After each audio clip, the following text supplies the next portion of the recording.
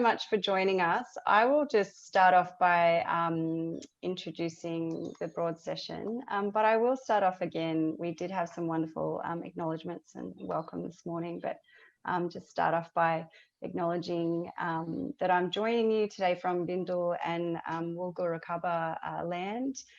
It's not where I live, but it's a place where I'm visiting at the moment. And, you know, I think when you're visiting somewhere, it's so important to acknowledge that place because you are coming in and sort of going out. And we're now in the afternoon session of the conference. And there's a series of workshops for this afternoon session, and we're exploring, I guess, across all of them, this concept of vision and practice for the new economy. And welcome, you've chosen wisely. I'm really excited for this session. So today we have with us Paul Shelton, and Paul's theme is inner transition and resilience. And with that, Paul, I will hand over to you. Thank you. No worries. Thank you so much. Hopefully we can, or can everybody see that slide? Yeah. Yes, fantastic. Yeah. So we're going to, sorry, just let me get, there we go. So we're going to do just a bit of a, sorry, let me rearrange my little windows so they're all good. So thank you so much for giving me this opportunity to talk a little bit around transition culture and transition thinking, and in particular how we can bring about sort of inner transition transformational resilience, that sort of power of the narrative into this plethora of climate and environmental actions that I'm sure you've been hearing about this today and also the next couple of days that are absolutely required and absolutely essential in order to achieve that eco-regenerative and socially just future. My name's Paul. I'm the convener of Transition Australia. I'm a teacher, a group facilitator and educator, and I have a background in teaching and professional development, both here and abroad, particularly around the sort of mental health space, either explicitly by working in hospitals and mental health settings, or sort of tangentially by working in schools where there are students who have potentially had challenges around being part of, I guess, the mainstream experience. I'm just conscious that I'm not sure that I'm showing the right thing, which is making me slightly nervous. So I'm looking at a positive view for resilience with a picture of all you've got? People with buses and, yep, at the moment. Fantastic. Yep. Okay, good. Then we're in the right place. We are good. All right. I'm passionate about this sort of the need for us to fundamentally alter the way that we work and we live, and the way that we measure success and the way that we relate and connect to each other.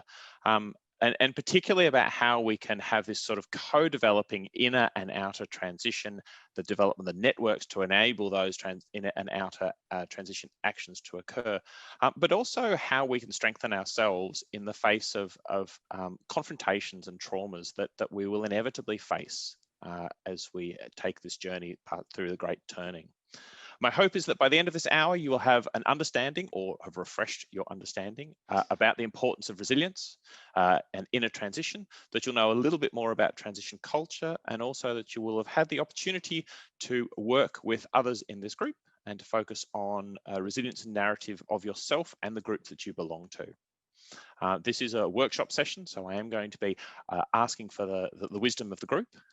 So just warning you, be prepared to be part of this. One fundamental skill that's essential in becoming truly resilient is the ability to calm our nervous systems and ground ourselves and develop that sort of mindfulness in the midst of stress. This is crucial when we're activated and when we are facing challenging times, because we need to be able to calm ourselves, to work together, to integrate creative solutions, and to avoid being stuck in this sort of perpetual aroused, hyper-vigilant state. So what I'm going to ask you to do is to well, I was going to say turn off your video, but most of you don't have your video. I'll stop this.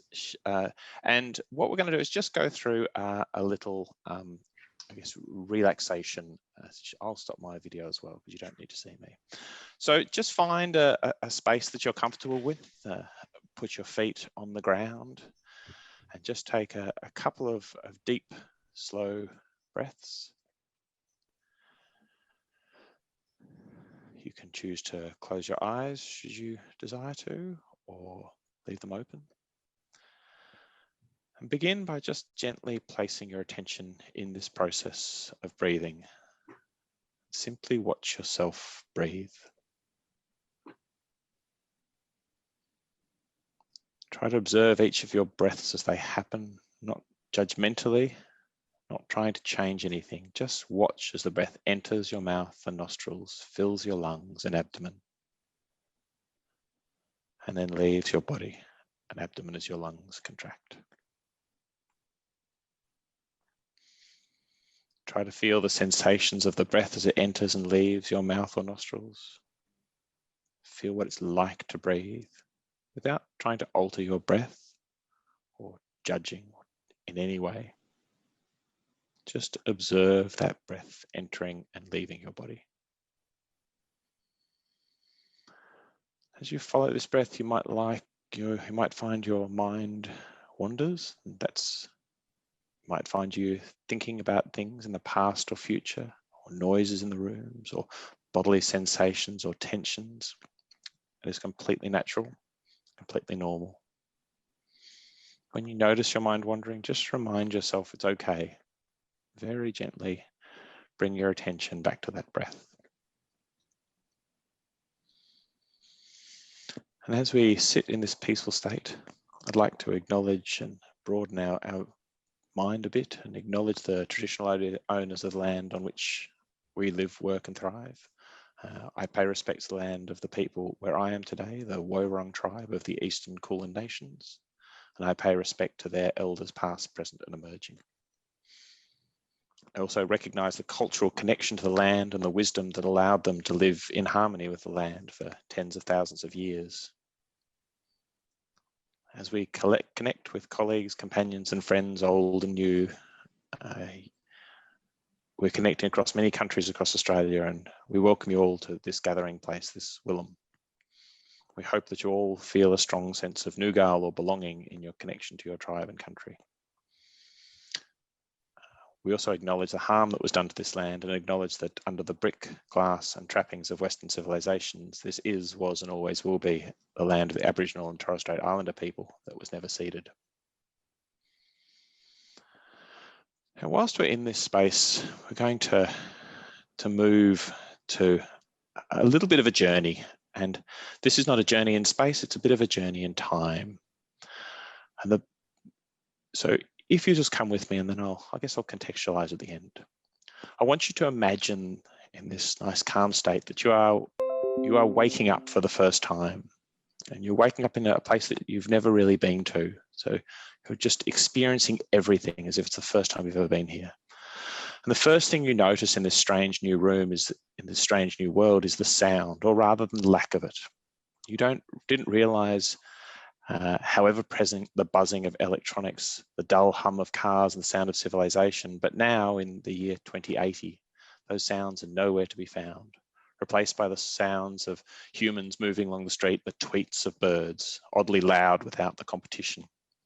Heavy curtains adorn all the windows, artificial lighting is minimal. The large wardrobe that used to house a vast array of clothing has shrunk to cater more appropriately for a smaller range of locally made garments. You walk into the kitchen and notice the pantry has grown to contain a wide range of jars and bottles filled with preserves, dried produce and vivid colour.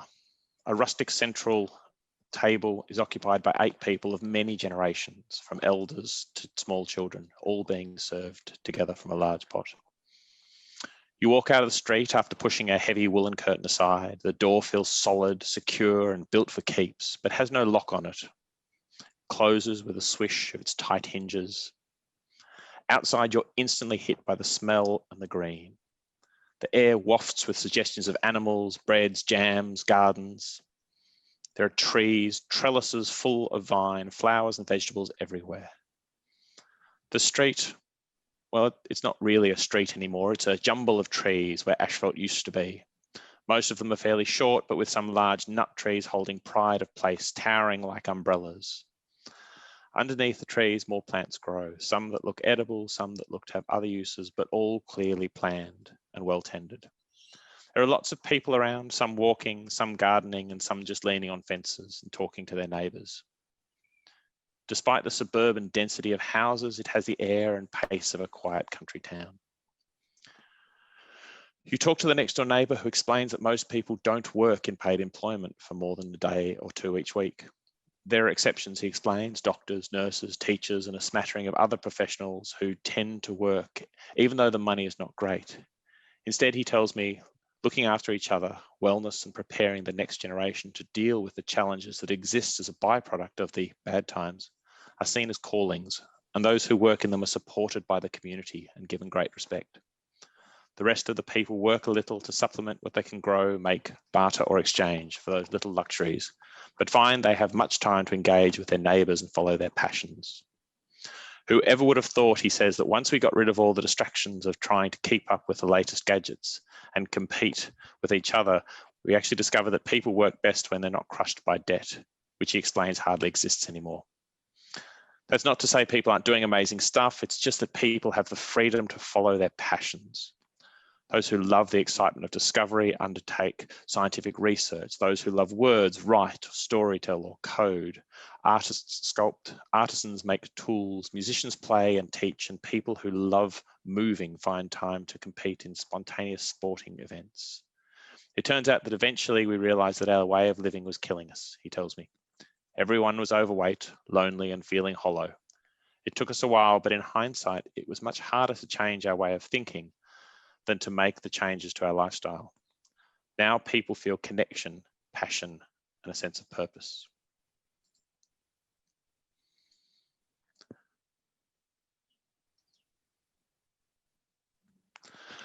I just wanted to start with that because one of the things that we know about resilience is that if we see where we are as the beginning of a story as opposed to the end of a story, then we are far more able to deal with things. And as I'll sort of come back to a bit later, we really can't create the things that we can't imagine. And one of the things, as I'll keep sort of harking back to, that we're sort of missing is a bit of a narrative. And part of this session is about the power of that positive narrative in enabling us to stay resilient and build the capacity to work together, to be creative, and to find solutions that our world really needs. Now, I'm just going to go through this really very, very quickly because I think A, it's not the central point of this session, and B, I think most of this will be fairly familiar to a lot of people.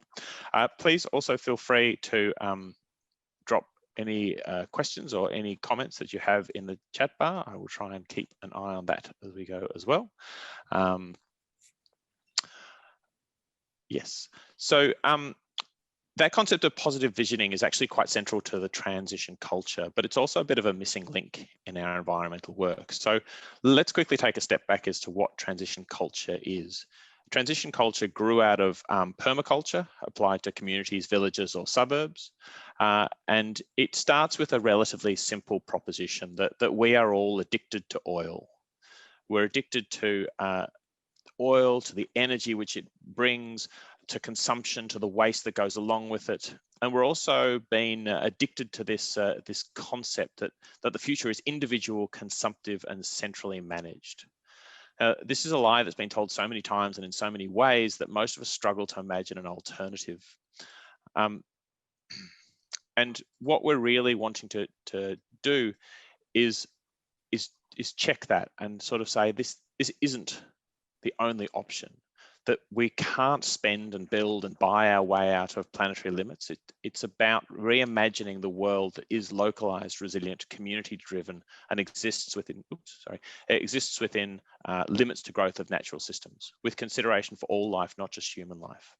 It's about living within global limits. So transition culture puts us at this peak, if you like, and it's a peak in this case around This could be CO2 emissions or arable land or fresh water, or you could invert it to show that peak of community connection. But however you want to look at it, this is the beginning of the challenge that we face. And it suggests that there are 4 different ideas which have been sort of shown in lots of different ways. There's that sort of techno-utopia idea that says we're going to find a new energy source or a new planet, and we're just going to be able to build and grow and do more, and we'll all be flying around in cars with robot butlers, and hopefully it's a little bit more, Jetsons and a little bit less sort of Wall-E destruction. The second one is this idea of a steady state, where we're just going to replace things that are more destructive for things that are less destructive and sort of just hold steady. And actually that's the least likely, because nature doesn't work in steady states. There's the Mad Max scenario, which is the collapse not only of our sort of resources, but also of our community resources and our community connection, where it's really every man for himself, and there's a complete collapse of community and civilized processes. And then there's the last one, which we'd call a creative descent or an earth stewardship or a permaculture descent. You can really call it what you like, but basically the idea is let's get on getting to where we need to get on and do it as quickly as we can. Now, when I started doing transition stuff 10 years ago, it was very much this idea of going on ahead to be ready for when we have to make that descent. But I think the reality now is that we have to make that descent. So it's really about moving people as quickly as we can down that energy descent to a state where we can actually have the sustainable, eco-regenerative, but also the socially just future that we want.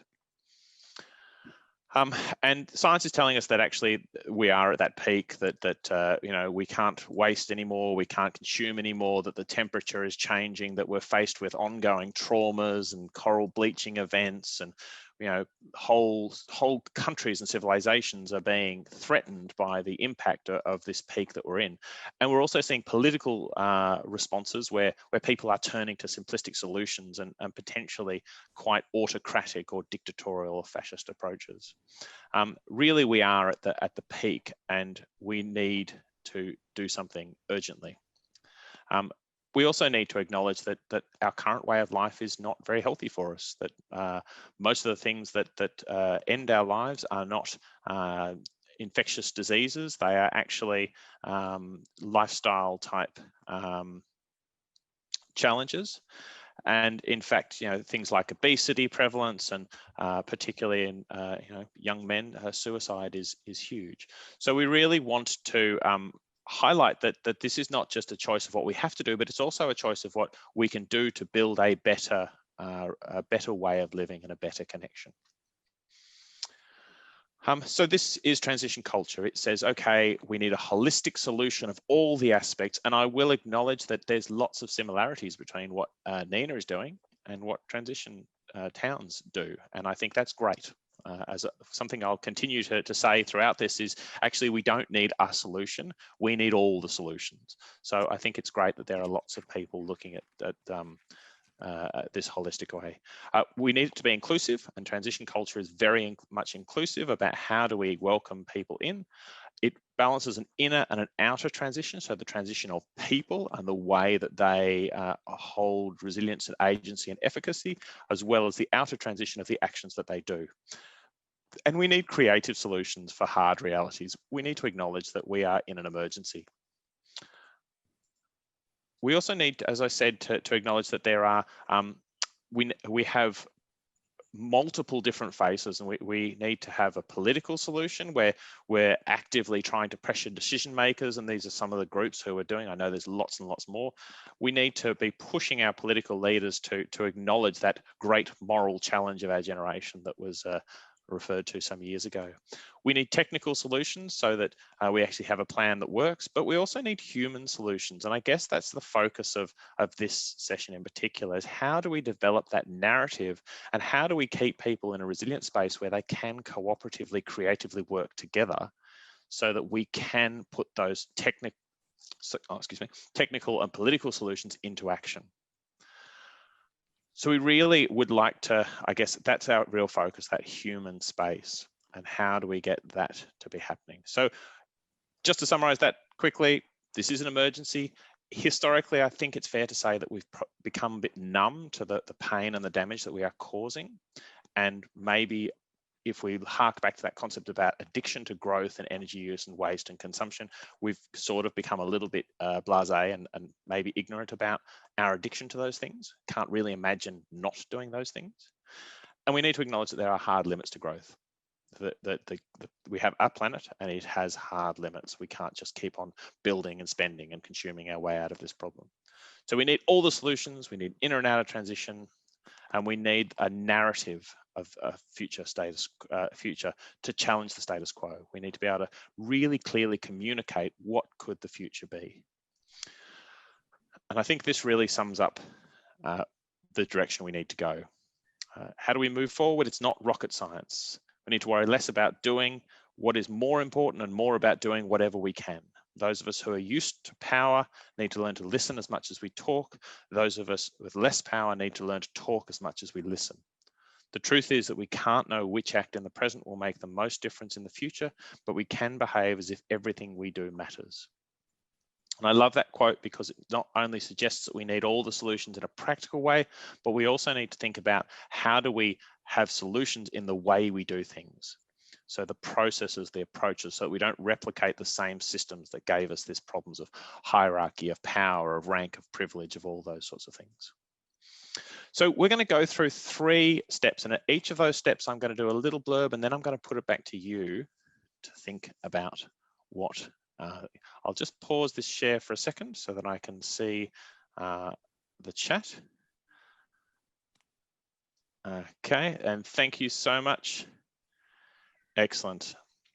I'm sorry, I'm a bit monitor restricted, so I can only look at one thing at a time at this point. So what we so I'll just share this again. So what we're going to do is look at these 3 things, and these 3 things are about centering and grounding, are about meaning and purpose, and finally about the narrative and the idea of going forth. And in each of these, I'm going to ask you to be part of it. So the first one I want to focus on is this ability and this idea of how do we develop the skills and the abilities to stay centered, and they are skills. So I want to change gears a little, offer these 3 ideas. And before I go on, I also want to acknowledge that this presentation draws heavily on the work of Bob Doppelt in transformational resilience, and also the amazing work of Joanna Macy and many others that's at the heart of transition culture and the inner transition work. So we're going to look at these 3 skills. And the first one we're going to look at is how to calm yourself. So the skill of grounding is super important to enable you to stay within that resilient zone.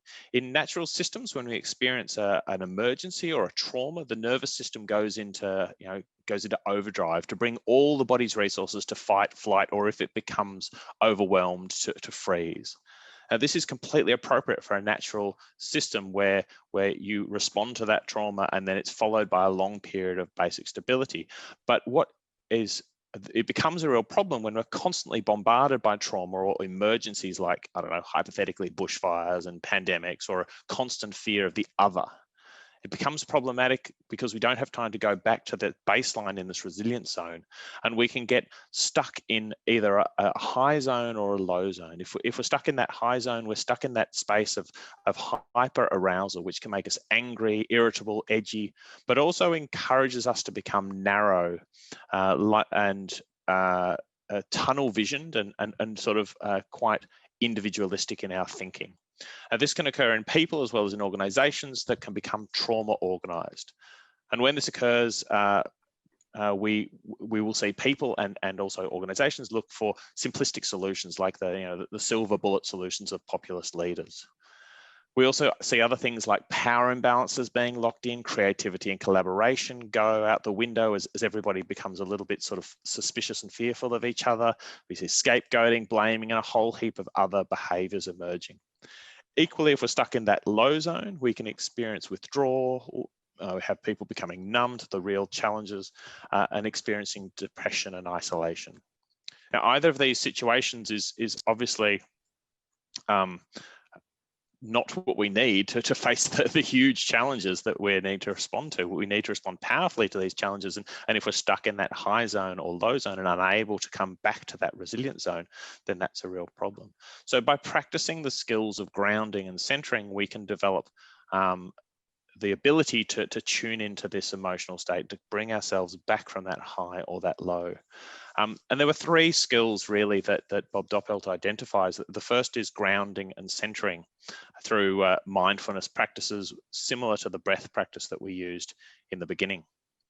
The second is tuning into our strengths, skills, and our resources, because that enables us to identify that we have agency, we have self-efficacy, we have supports and abilities that will enable us to be powerful in a response. And the third is about developing the skills of a pause, if you like, in times of stress. In a school I used to work at, we called these meta moments. And it was the idea that in a time of stress, you could sort of pause the movie making for a second and take and withdraw from your role as a character or as an actor and become the director. And the director would then be able to look at you as the actor in this situation and say, okay, what would I want that character want me to do? How would I want them to respond? That really gives us an ability to step out of the instant response, heated sort of stress situation of both mind, body, and emotion, and just calm and have a more rational response. So that it enables us to come back into that resilient zone, which enables us to be collaborative, resilient, and have the open mindset that we're really going to need. Now, enough of me talking. This is where I'm going to now start getting a bit of your work, because I want to acknowledge that there's a huge amount of wisdom in the room. So we're going to do, first thing, focusing in on one of those skills. And the skill we're going to focus on is this idea of identifying strengths, resources, and support. So the first part of this is just to do a minute of thinking yourself. So as an individual, I want you to think about, what are your strengths? Now, when we ask this question, most people go to huge, big things. It doesn't need to be. It could be anything. An ability of yours to do something, to think something, to have an approach in a different way. Fantastic. And thank you, Megan, for being first off the cab off the rank. So what are the skills that you, skills and strengths that you have? And you can just write that in the chat, or if you want to, you can put it, you can come on mic and do it. So open-minded and kind, fantastic.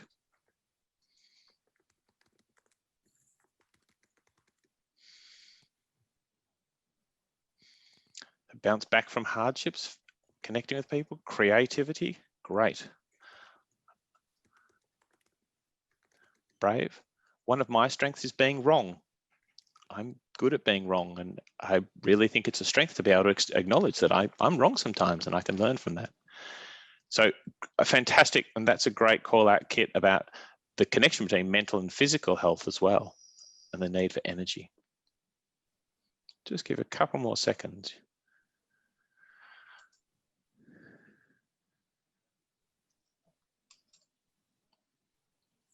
So continue to grow, willing to listen, inquisitive, compassionate,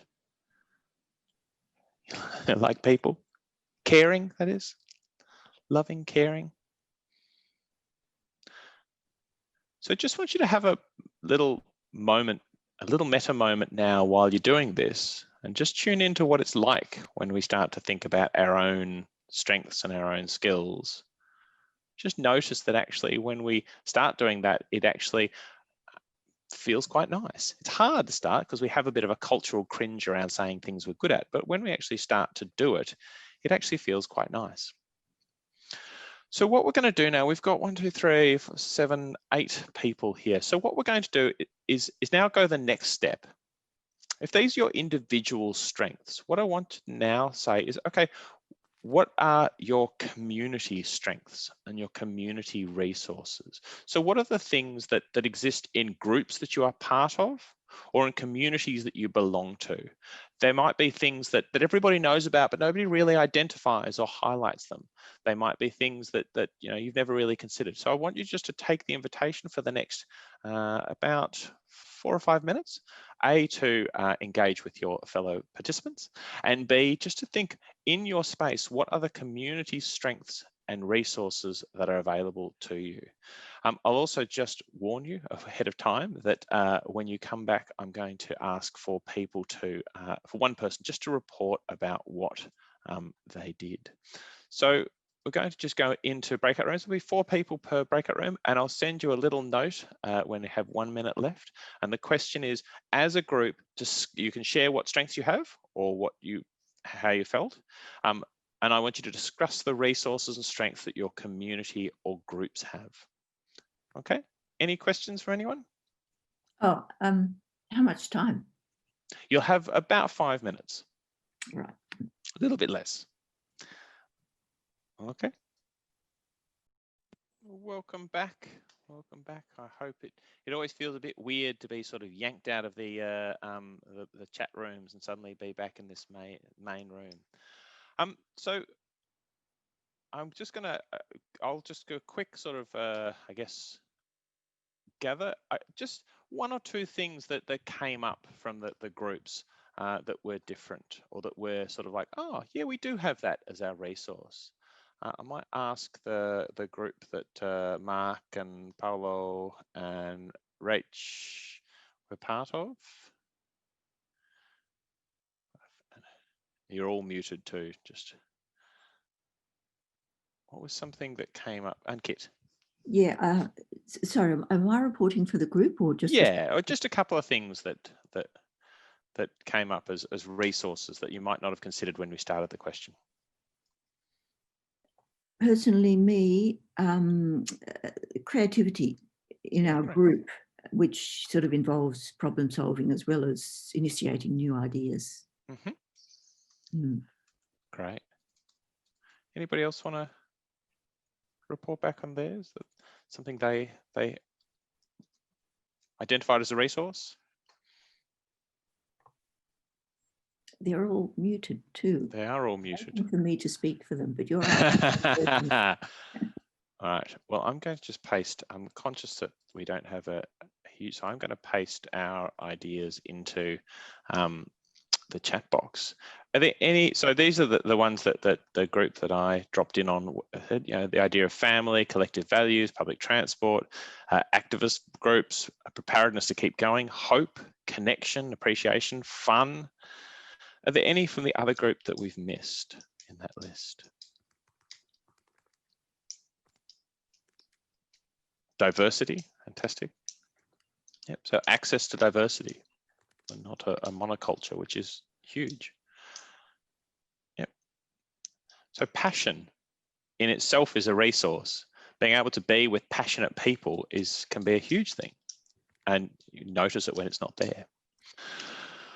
Doesn't an hour fly when you're sort of busy chatting on things? So I'm going to sort of just push on for this. Oops, and realize that. Oh. So if that was the first part of that is that idea of tuning into our strengths and resources. And if you are part of groups, I really highly recommend you make sure that you have a time just to tune into what resources are there, what resources do you bring, and what are the strengths. The ability and the practice of identifying your strengths really helps build agency, and it's not something that culturally in Australia we're very good at. So the second thing, I guess that, is if that's about grounding and centering and bring us back to that resilient zone, the second part is about meaning and purpose. And there's that quote of, he who has a why to live can bear almost any how. And that really, as we find, if we can find purpose and find meaning, particularly if it's a sort of an altruistic, or something that's bigger than us, that we can really deal with the ups and downs because it sustains us through that adversity. And this requires us not just to have these sort of values and ideas and greater insight, but actually to act in line with those values and ethics and meaning and insight, because that helps us build our own resilience, but also community resilience as people see us doing things in a different way, doing things in a way that aren't individualistic, competitive, hierarchical, taking of power from people. And what we're really trying to do is these two things. We're trying to find meaning so that we can do what's called hormesis. And hormesis, basically, when we're challenged or threatened or a trauma occurs, we have a decrease in functioning as we come to grips with that challenge. And we've got sort of three options. We can either go back to status quo, which is homeostasis, returning to normal. We can at times get stuck in that challenge and that trauma, and that's a risk. But the other thing we can do is take that trauma and that challenge and that stress as being the start of the story. And much like muscles repair when you lift weights, we can use that as the beginning of the story of finding our strengths, finding our passion, finding our purpose, realizing and accepting the reality, but then finding that, I call it eudaimonic, which is to live within our values and to really express our ethics, our values and our morals in a way that builds our sense of agency and well-being. And one of the things that we want to do is to move from an individualistic view of the me to a more global view of we. And that includes non-human we's as well. So animals and plants. I didn't put a plant in there, I've just got little animals. So the second part is just finding meaning and purpose. Now this is a fairly hard activity that we're going to do, but I want you just to try. So what we're going to do is just go through how we can tune into our values. So I want you to imagine, and if you need to close your eyes or do whatever you need to do to get yourself in this headset, and imagine that you are 80, 90, 120, however old you want to imagine, but you're looking back on your time now. And you're thinking, okay, what was I like when I was in that situation? And the first question is, I think I spent too much time worrying about. So in the chat, or you can even just answer it on microphone if you want. What do you spend too? What would you say if you were looking back at your life? When I was this age, I spent too much time worrying about what? So for me, it might be, past mistakes, what people think.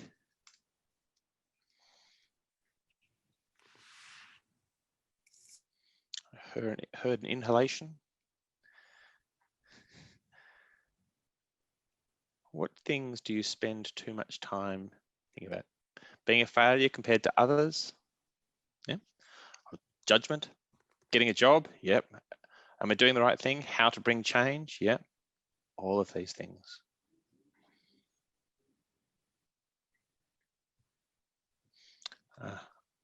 One of the things that I spend too much time is shoulding, worrying about what I should be doing or should have done. I'm a chronic shoulder. So what about I spend too little time doing? Trying to be perfect, perfectionist, yeah. So I spend too little time doing things such as, what would you want to do more of?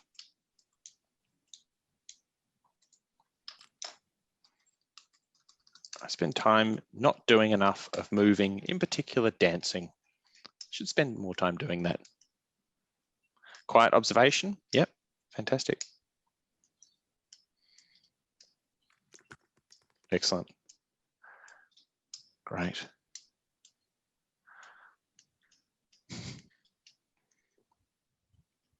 And I love the fact that once we start thinking about these things, that actually we realize that the answers to how we can build our resilience and do that self-care thing, that we've actually got them. And we just need to spend time to actually tune into what are the things we should stop doing and what are the things that we want to do more of. Going to the theatre, fantastic. So if the first bit is identifying our abilities to self-soothe emotionally, physically, and mentally, the second is about finding value and finding purpose, about finding meaning and looking for insights and looking for ways that we can look after ourselves and also have a greater level of purpose. And the last thing I guess I just want to flag, and it's really very central to the idea of sort of transition culture, is the idea of oops, why is it not, of that future narrative. Now, unfortunately, we're going to run out of time before we get to this, so we won't do the whole thing, but I do want to just highlight that one of the real challenges of the sort of environmental movement is that this idea that we can't create what we can't imagine. And we're so used to having this view of what, you know, what our lifestyle is and what our culture is and what our community is, that we struggle to imagine what it would really be like in a really, you know, deep, rich way, and to communicate that with clarity. So I really would encourage you, and there's a couple of ways that Transition Towns encourages people to do this. One of them is about writing turning points, and a turning point is this idea that think of something that might happen today or tomorrow or next week or before the end of 2020, and identify, well, how could that be the thing that turns us from sort of business as usual to something entirely different? What would the challenge be? What would the strengths and resources that the community would bring to bear to make that a turning point? And what would the impact be? And what values would it embody? Because one of the things that we really want to promote is embodying those values in how we do things. So not necessarily being competitive, even in environmental or activist groups, and not necessarily being hierarchical, not requiring there to be a chain of command. Actually, we want to think of new ways that are eco-regenerative, socially just, that empower people to find their own solutions. And I'm going to finish with one of these ideas of a future narrative. And this is a very, standard is not a very nice word of saying it, but it's a way that is used frequently in transition. And it's called A Letter from the Future. And I'll just read it, and then we'll be really the end of our time. So this is a letter from the future, and you know, against all odds, I've come to have this letter. And it says, to the people gathered online on the 20th of November, 2020. I know there are many of you sitting here this afternoon thinking that the challenge you face are overwhelming. Some of you are probably feeling that things are so broken that there is really no solution. I know you've had some rough times, bushfires, heat waves, biodiversity loss, and it can all feel like the future is in trouble. So we are sending you this letter against all probability to say not only that there is a solution, but that you are here tonight on the cusp and the tipping point of that solution. This gathering and those like it that are going on all around the world are the seedlings of true and profound change that will sweep not only this country, but the world over the next 60 years. I know it looks a bit hopeless now as your political leadership steers you against science, and some might even say reality, but our history shows that governments, corporations, and the wealthy elite have only the veneer of power, and the real power is with you and the thousands of people like you across the world. It also shows that the solution wasn't one thing, it was a million things in a million different ways by a million different people. When we look back, it looks so obvious and straightforward, but the records that we see show that it was anything but. There were false starts, and there were always people trying to subvert change to their own ends. And so we won't pretend it was easy. The changes have been so profound and so broad that there was conflict, there was pain, there was even some loss of life in places that couldn't weather the changeover period or the chaos we'd already locked in. But we have made it. Climate has stabilized. Our communities and people have discovered that wealth and consumption did not actually bring them the panacea of happiness and fulfillment it promised, but that our simpler, more harmonious life that we've adopted out of necessity is actually more fulfilling. In some ways, it was the pandemic of 2020 that was a tipping point, as people realized that connecting and community mattered more than wealth or stuff. Communities are now the driving force in our life. Big cities that existed on a scale that only made sense to central governments have devolved into networked villages so that food, transport, education, housing, and economics are now locally driven and community managed. So to close my letter, we want to say from your children and your children's children, thank you. Because it was you people who caused the first of the great tipping points. By saying no to mindless consumption, by painting a picture of change, and by building passion in an eco-regenerative and socially just future, And by facing up to the natural limits, you set off a chain reaction that built localism, resilience, and sustainability, that drove lobbyists and vested interests out into the light, and that made us stop and remember that we are all the same species, and to care for each other is in our nature, however buried. As I said, some will fight against it, hoping to drag the last dying dollars out of a fossil fuel and waste industry, but rest assured, you do triumph. So be strong, be brave, and know that your choices and actions today are powerful and will overcome inertia, vested interest, and political gamesmanship and myopia. You are the people, and history shows you make the difference. Yours with thanks, your children and grandchildren. And that brings me to the end of our workshop today. That was really beautiful. Thank you. No problem. Thank you all for being part of it. Thank you all for your input.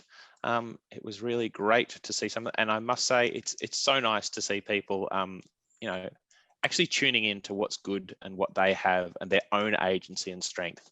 It's something that we do so rarely, and we really need to get better at doing it for our own resilience and our own agency.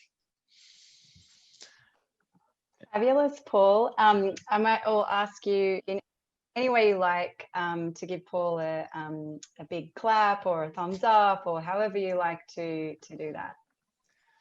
Paul, that was truly wonderful. I have read Active Hope, and my husband and I have been working through the activities. Yep. So we've found it immensely powerful and transformative. So I was really excited when I was like, oh, wow, this is so cool. Yeah, it's great. And Active Hope is such a great book to read. And it's very easy reading, and it just really does frame that idea of you know, to be numb to the pains of the world is not a good thing, because you can't block out just you can't block out the unpleasant feelings. You just block out the feelings, and that Absolutely. blocks out the bads and the goods. Absolutely. When I did the letter to from the future, I really struggled with it. So thank you for sharing your beautiful letter from the future. No problem. So just for everyone, thank you so much for showing up. You know, this really wonderful session is made so because of all of you being here. You know, I know Paul really appreciate it. So we've got some more wonderful sessions happening this afternoon. There's 2 sessions in the plenary, both around the commons. So we've got sort of 2 different awesome panels speaking. Jose Ramos will be chairing that if you haven't encountered him before. He's a great big thinker, also a lovely guy. And then this evening, there's an evening event. You could have a virtual wine or a soda water, however you like to relax, where we'll be hearing about museums of the future. So thank you again, and might see you in half an hour or however long it is. Yeah. Excellent. Thank you all. Go well. Look after yourself. Thank you.